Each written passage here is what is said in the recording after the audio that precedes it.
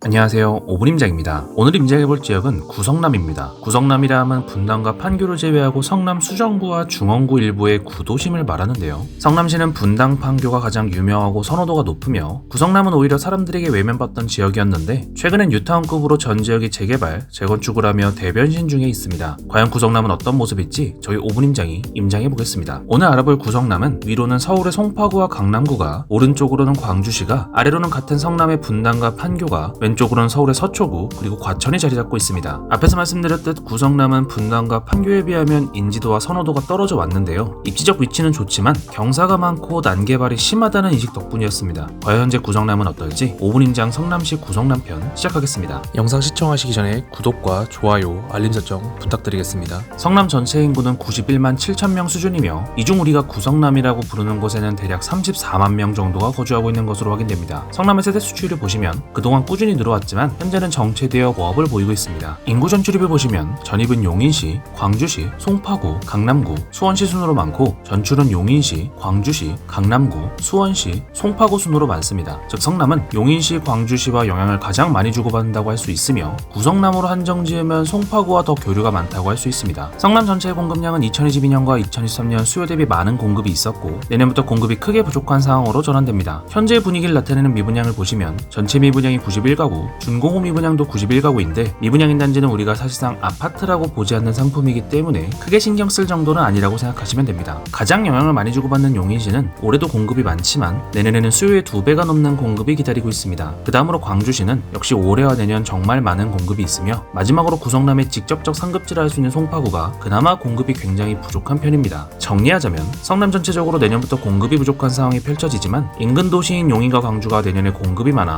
어느 정도 상쇄가 될 예정입니다. 하지만 구성남에만 한정한다면 바로 위 상급지인 송파의 공급이 굉장히 적어지기 때문에 공급 부족으로 인한 영향이 내년부터 있을 수 있겠습니다. 구성남의 상권은 확인해 보시고요. 가장 큰 상권은 8호선 모란역, 수진역, 신흥역 위쪽에 펼쳐진 상권입니다. 하지만 업장의 숫자가 많을 뿐 아주 퀄리티 있는 상권이라고 보긴 어렵습니다. 구성남의 상권은 크게 두 축이 있는데요. 하나는 수인분당선 모란역과 태평역 라인에 형성된 유흥상권, 다른 하나는 8호선 수진역, 신흥역, 단대오거리역, 남한산성역까지 이어진 구성남 중심상권입니다. 이어서 헝가를 확인해보시면 상권과는 다르게 뜨문뜨문 형성된 것을 볼 수 있습니다. 좋은 말로 뜨문뜨문이지 사실상 하원가는 제대로 형성되지 않았다는 것을 의미하는데요. 그나마 수진역 아래쪽 그리고 금빛그랑 매종 아파트 단지 인근으로 약간의 하원가가 형성되어 있습니다. 구성남의 하원가가 약한 것은 다름 아니라 학군 자체가 그다지 좋지 않기 때문인데요. 수정구와 중원구의 학업 성취도가 모두 낮은 편이며 그나마 사립구인 숭신여고의 학업 성취도가 굉장히 높은 편입니다. 다음으로는 구성남의 교통에 대해서 알아보겠습니다. 먼저 철도를 보시면 지하철 8호선이 모란역에서부터 출발해서 수진역, 신흥역, 단대오거리역, 남한산성역, 산성역을 지나 위례, 송파 등으로 이어집니다. 서울지하철 8호선 자체가 구성남 때문에 만들어졌기 때문에 구성남의 핵심 노선이라고 할 수 있습니다. 또한 수인분당선이 구성남의 왼쪽에서 운행이 되는데요. 분당에서부터 올라와서 모란역, 태평역, 가천대역을 지나 수서, 개포, 선릉, 압구정 등으로 이어집니다. 수인분당선은 원래 중요도가 떨어진다고 할 수 있지만 그래도 구성남의 입장에서는 주요 일자리 권역으로 갈 수 있는 좋은 노선이라고 할 수 있습니다. 구성남의 도로교통은 다음과 같습니다. 고속도로로는 우리나라의 젖줄, 경부고속도로를 비롯해서 수도권 제1순환고속도로, 제2경인고속도로, 용인서울고속도로 등이 지나가며 국도로는 3번 국도가 가장 대표적이며 광주시에서 넘어와 구성남을 지나 송파로 진입이 가능합니다. 또한 국도급 중요도를 지닌 성남대로가 분당을 관통하여 3번 국도와 일부 구간을 공유합니다. 구성남의 편의시설은 다음과 같습니다. 신흥동의 희망대공원과 경기성남교육도서관,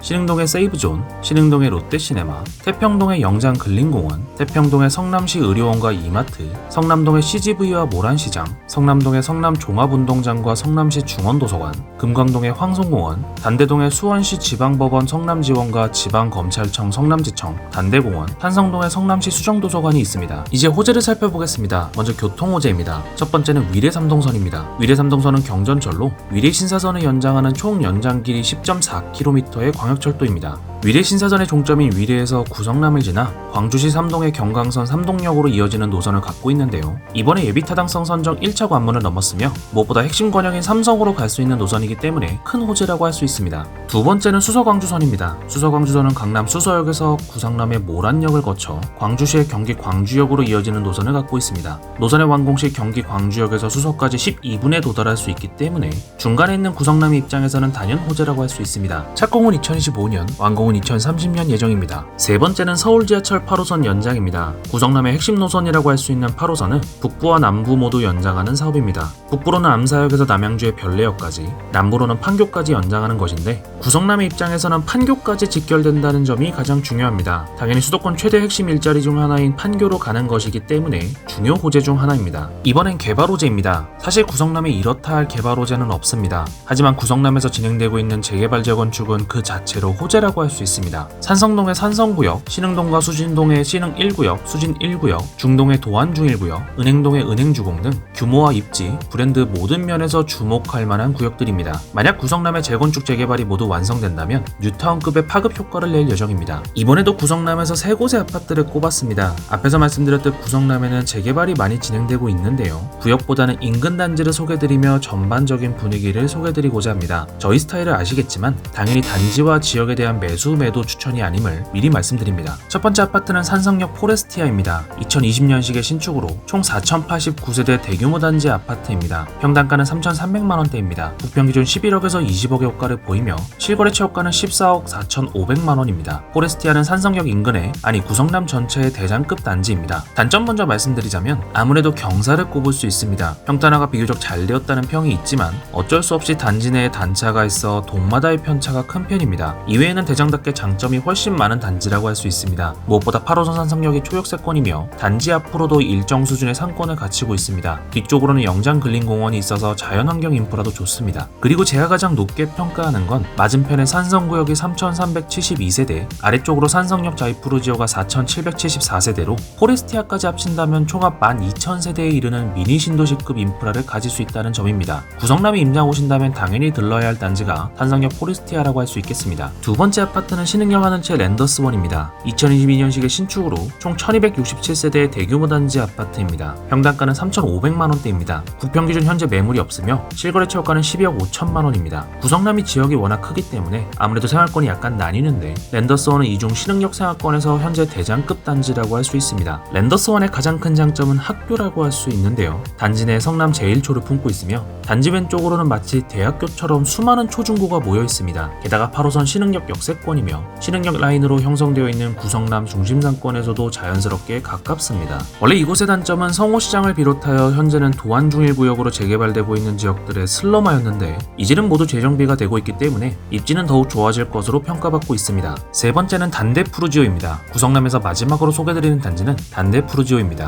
2012년식의 준신축으로 총 1,015세대의 대규모 단지 브랜드 아파트입니다. 평당가는 2,700만원대입니다. 부평기준 8억 4천에서 10억의 호가를 보이며 실거래처 호가는 11억 9,500만원입니다. 현재 포레스티아가 들어오기 전까지 단대푸르지오는 롯데캐슬과 함께 구성남의 양대 산맥이었는데요. 현재도 입지는 여전히 좋지만 산성역의 대단지 신축 단지들과 신흥동의 랜더스원 등 초신축이라는 상품성에서 밀려 야간은 주목도가 떨어지는 단지입니다. 하지만 8호선 남한 산성역 초역세권이며 단대초와 성남서중이 가깝고 법원과 검찰청이 바로 오른쪽에, 또한 단지 바로 뒤에 단대공원과 수정도서관이 있어 입지적인 면에서는 구성남의 최강급이라고 할 수 있습니다. 특히 49평 대형 평수에는 단대푸르지오만의 수요가 있으며 향후 몇 년이 지나 다른 신축들의 상품성이 줄어들면 단대푸르지오는 워낙 입지가 좋기 때문에 다시 주목받을 가능성이 있습니다.